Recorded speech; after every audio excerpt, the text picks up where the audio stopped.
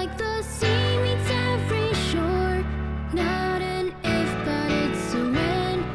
From beginning, the sea meets every shore, not an if but it's a when. From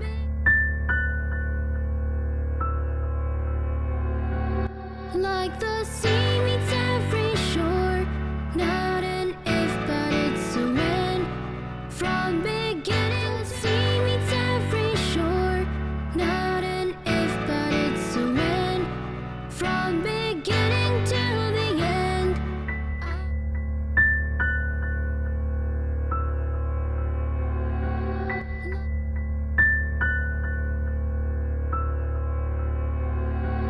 Like the sea meets every shore, not an if but it's a when. From beginning, the sea meets every shore, not an if but it's a when. Of course, it's a Monday, and when it comes to Monday, we bring you different stories that you might not would have heard about. Not just stories, we bring you person with disability to share with us their story, lifestyle, challenges. What is that one you needed to hear about person with disability? Just stay on UBC, and we're going to bring you different people. And today with me, I have a very beautiful friend. And of course, she is my friend. I keep saying my friend, and people be like, okay, everyone you're hosting is your friend. She is my friend. Good afternoon. Good afternoon, Suzanne. How are you? Good. How are you? Good. You're kindly going to say hi to our viewers and your name, then we can start on from there. Okay, my name is Sophie Kaseregenyi. Yeah, that's my name. Okay, Sophie, you're briefly going to tell us about your childhood. Who is this Sophie? Then maybe someone else is going to ask, why is she a person with disability show today? You're going to take us through your childhood, then we shall come to that. Okay. I was born and raised in Hoima.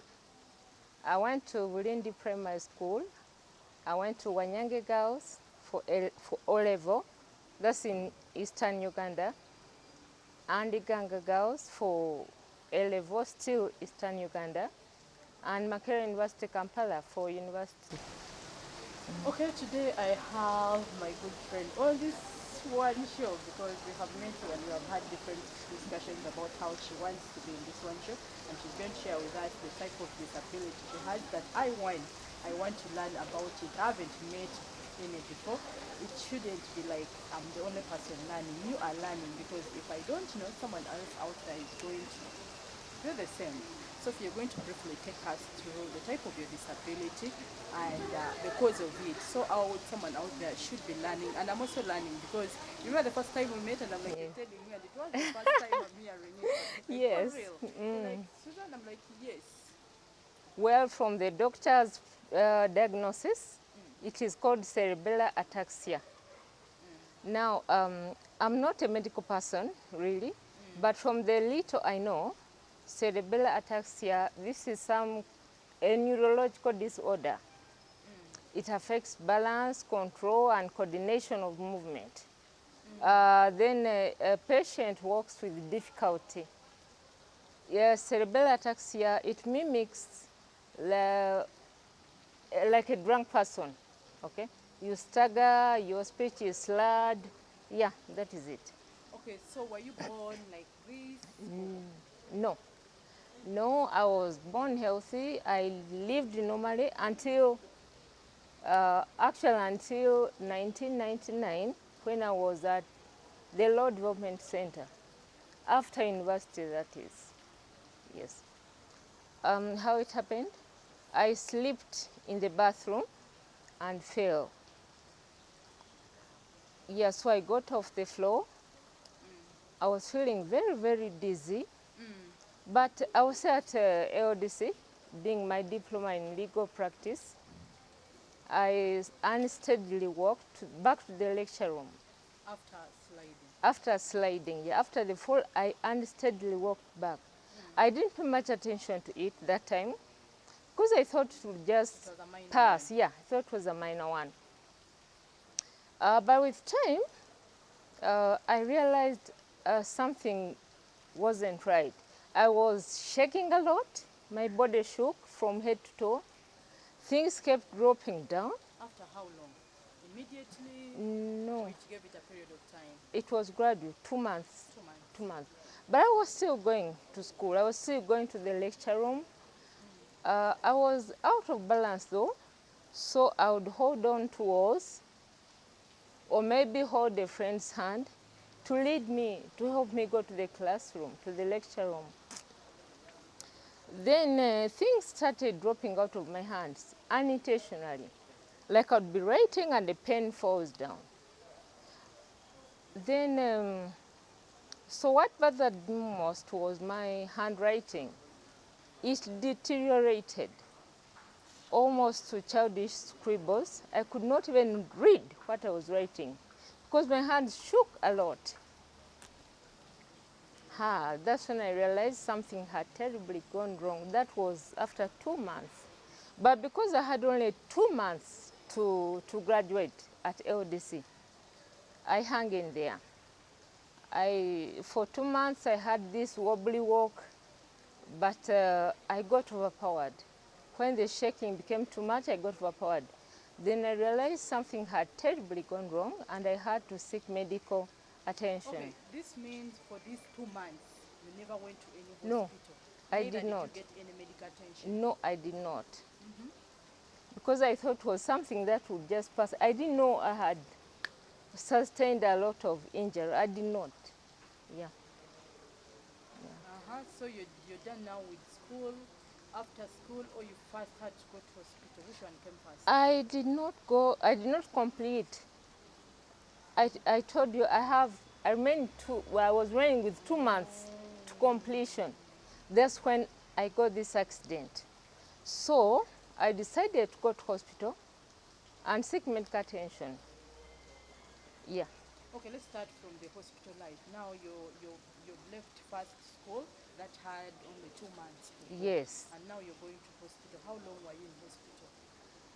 Hospital, I was there for 4 days, just 4 days. 4 days. Yes. So the first medication was like just a checkup? Yeah, when I went to hospital, I explained and they saw me. I was taken through a series of medical examinations, including CT scan and MRI. So the findings were that I had severe brain atrophy, okay, the cerebellar hemisphere. Yeah, so I had sustained head and spinal trauma. And that affected my overall balance, control, and coordination of movement. That's why I was like that. Now, the diagnosis was cerebellar ataxia. It's a neurological disorder. It can be disabling, and there is no known cure for it, especially for people who had a debilitating movement disorder like me. So they say there's no treatment for that. Yeah. Okay, Sophie, let's look at a situation. If you had gone to hospital, I'm just asking this one for myself. If you had gone to hospital there and then, that same day, was there a possibility of you being fine? I don't know. Number one, I wasn't in pain. There was almost no reason for me to go. But then if I had gone, just maybe, I'm not a doctor, I don't know, but just maybe some damage would have been controlled. Yeah. I think, yes, one doctor told me that if you had come earlier, the damage wouldn't have been as extensive. Yeah.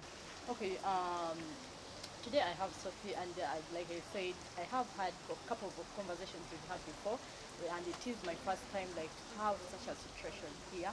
And I hope you're learning that in case of anything, medical attention is number one. And Sophie is going to take us through the challenges. Let's know the challenges you go through. I want 2 of them. I want you have been in that life when you can do everything for yourself. But right Yes. now, you're like a baby. They do for you everything, walking, they support you. Let's first start with the challenges now. Okay. Challenge. Basically, I work with difficulty. Okay. I work with difficulty. Either there are three types of walking, my walking. Either there is somebody supporting me, or I use a walker or a walking aid, or I could even use a wheelchair. That's not a good thing. It's not simple, it's not easy. Okay? Of course, one thing that hurts most is you lose independence. I lost my independence. Like to be able to get out of this seat, I'll need some help. That's not good. That's a challenge, really. Yeah. Okay, you're going to compare for me two lives. You've been to hospital before, and you have been to that normal life. You're going to take me through maybe someone out there who's going to learn a lesson. Whenever we bring stories of different people, we don't just bring these stories to make you sit down there and be on your TV, but it should be changing your life. It should be inspiring you and educating you. At least you pick something out of it and be like, I was on TV and I saw Sophie. Like the first time you saw me on TV and you're like, oh, you gave me a call. I'm like, okay, I want to be on this one program. I can also share my story. Someone out there is going to be inspired and be like, I want to share this story. You're going to compare from each life, life before and life now. Let's start with before. Before, let's go back to my university days. I was doing law at Macquarie University, and I had a part-time job. Okay, I was a volunteer at the legal aid project of the Uganda Law Society.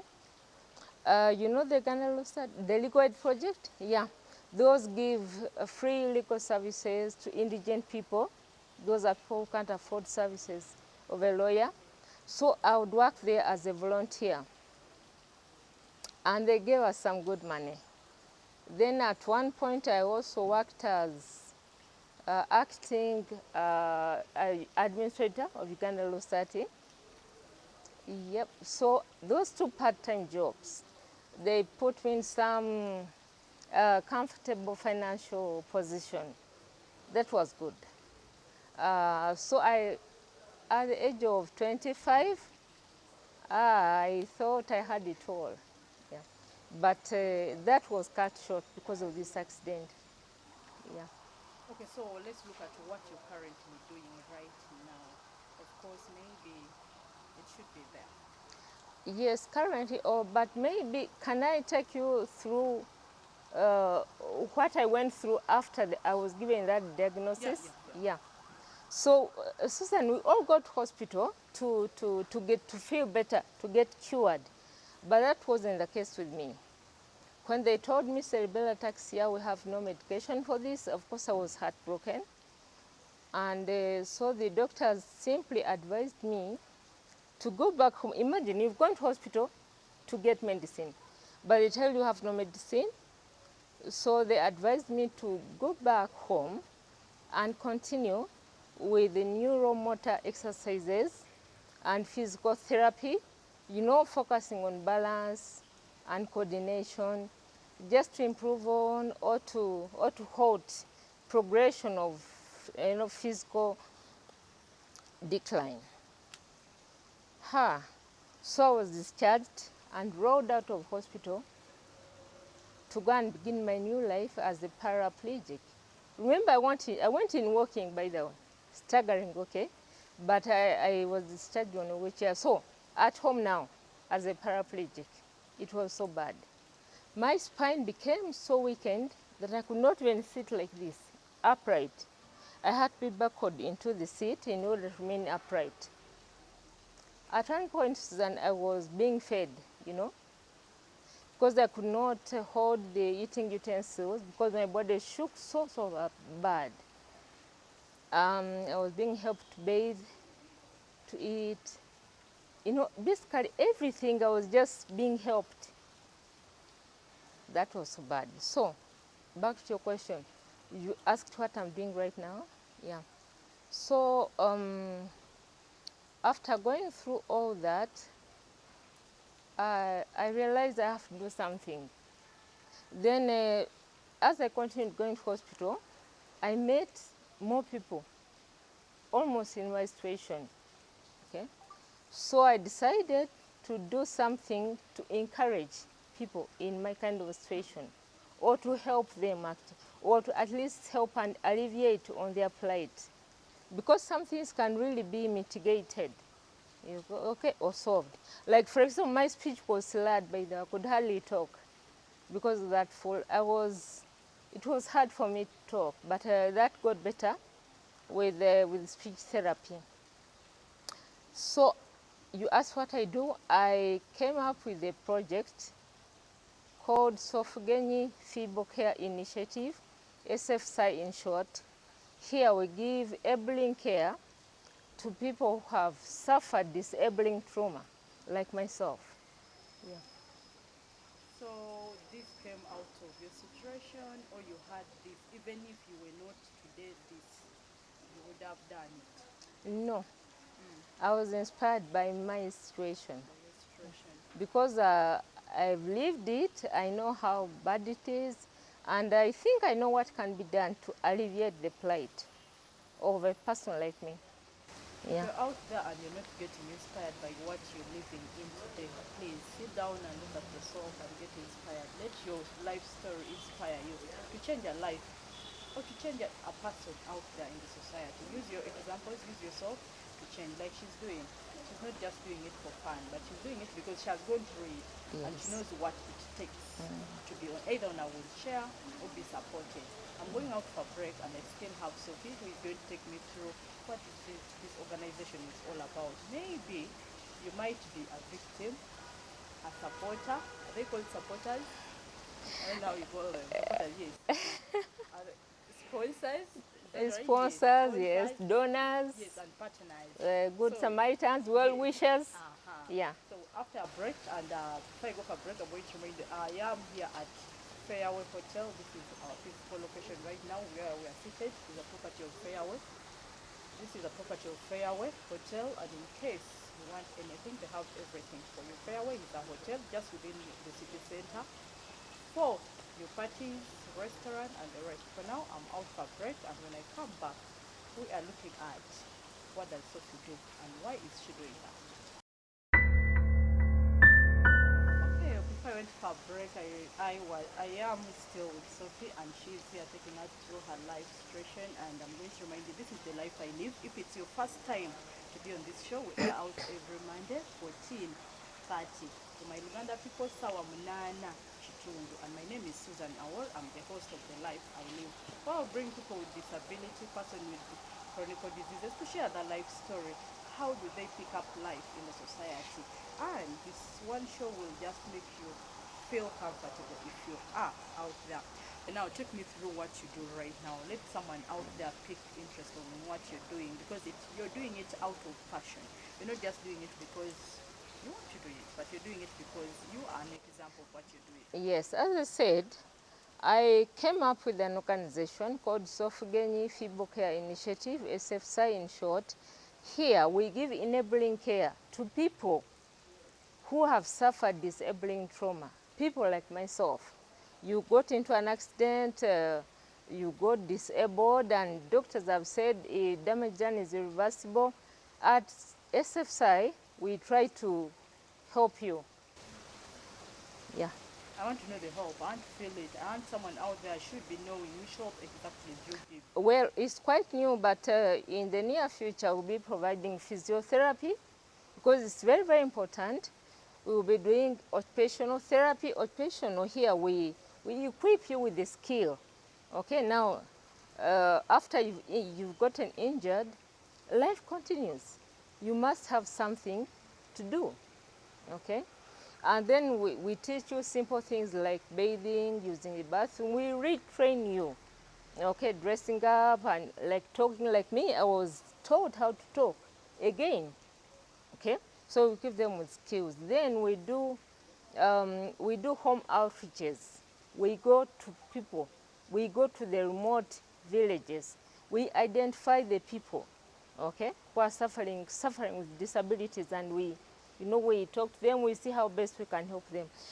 Disabilities vary really from person to person. My needs may not be another one's needs, so that's what we do. Okay. from hearing what she does, and you're out there, maybe if you want to give her a hand, you can give it direct to her because she needs a hand. They always say two hands are better than one. She might be doing something, but you might be having what she wants and she has what you want. So in case you're out there and you feel it is worth giving a hand, kindly do it. Is that right? Yes. Yes, and also if you're out there and you feel you need to support in any other way person with disability, please do the right thing. People out there who need really help, Sophie. I've seen people who need help. Like, I want you to take me through a successful story in your journey of work. Just recently, just a week ago, while doing my home outreaches in the remote village, in a village called Kisita, that's in Hoima district, deep in the village, I met with a young boy of 9 years. He has an abnormal growth around the hips that causes the hips to protrude. The hips are so heavy that they have disabled him. He cannot easily walk because the hips are so heavy. This boy needs help. Okay? When I was doing the home outreaches, that's when I met him, and wow, I realized it's beyond me. He needs to go to hospital, yet his parents are really financially not well off. So we need to take him to hospital. This young boy is suffering. It's heartbreaking to see a 9-year-old suffering in excruciating pain. We need to take him to hospital. We need him to see the doctors in Mulago. We need money. That's why I'm calling upon any good Samaritan to chip in and get this boy to hospital. After that word, Good Samaritan, I remind myself when I saw the post on Twitter. Yes. I am not part of the post, but as long as it's a better one for the better, seeing someone out there, I'm also going to call upon like you did. Just guys, in case you feel you need to see this boy, please, you can reach out to her. Because I have seen this boy for myself on Twitter, and I kept asking her, who is this boy? Where did you get this boy? How? You're going to give me another story. Let it be on your life. That one day, one time, we are going to be here, and again you can remind me of that story. It should be your life. I've touched lives. I've really touched lives. You know, when I started this project, I realized, Susan, so many people out there, they are suffering. You know, when I go there, when I visit them, when I talk to them, when I give them a few gifts here and there, when I tell them what to do, they feel so happy. Let me tell you of one simple thing that really touched my life. I met with a woman. She has a child with a disability, and she didn't know how to bathe this child because she didn't have a basin. Okay? No, she didn't have a basin, something as simple as that. Then I gave her a basin, and the woman broke down in tears. She was happy. She said, I've been without a basin for 2 years. I didn't know how to, and my kid refuses to bathe until she gets a basin. That made me so happy. Yeah. Okay. You can also give someone something, anything you feel it is worth giving. And in case you're just joining, my name is Susan Awor, and she's Sophie. We are going through her life. She is taking us through, at least we are trying to learn a lot, because I learned the first time I saw her. I'm still learning, and you're out there, you should be knowing how life takes and what it takes to be a person with disability. Are you out there and you feel these people are not normal? It is not. They are. Yes, we have Sophie, and her story is at least one that you need to sit down and be there, and you can also follow her for more and get to know what she does, how she helps, how she changes life. And this one show also, in case you want to be part of it, you want to partner with it, you want to give a hand to it, our numbers will be scrolling down there for you to do business with us, and for you to give support to her. I will ask for her number before she leaves. Sophie, this is my second last one. Yes. Every person's dream in this world is to have a family. Live family is. We live family-wise, where Sophie was born and raised by her mother and her father. Does my good Sophie have a dream of having a family in the years to come? Maybe I can be a flower girl. Take a time without eating cake. Susan, you think there's a flower girl of your age? Sure, Okay, Sophie, okay. I can. Well, let's hope and pray that you'll be one. Susan, put in your prayers. Yes, your dream of being a flower girl might just come to pass. You never know. I'm putting my hopes high. Yes. I am doing that. I'm Yeah. putting my hopes high because I want to eat the cake, and I keep telling Susan, actually, you will eat the cake. I will. Yeah. That is a sure.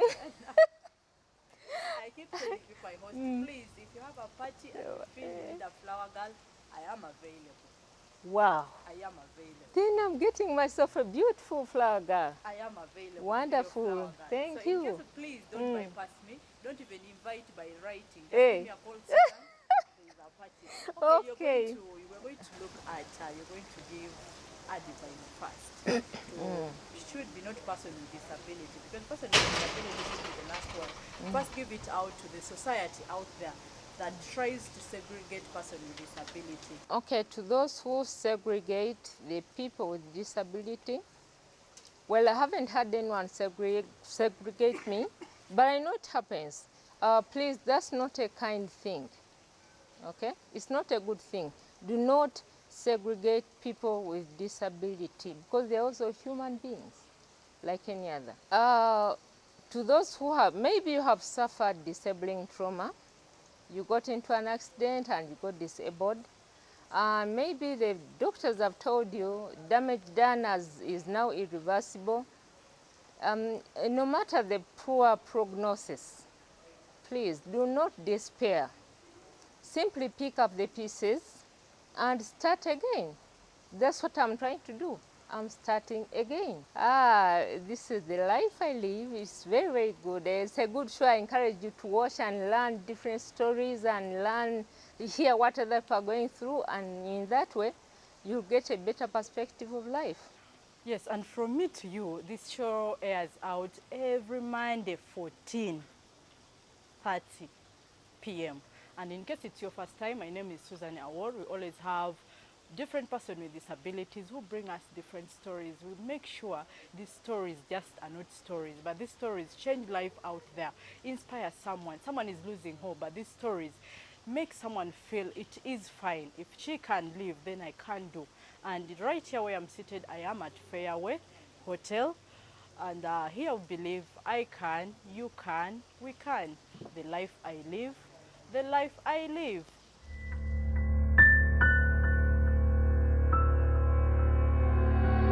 Like the sea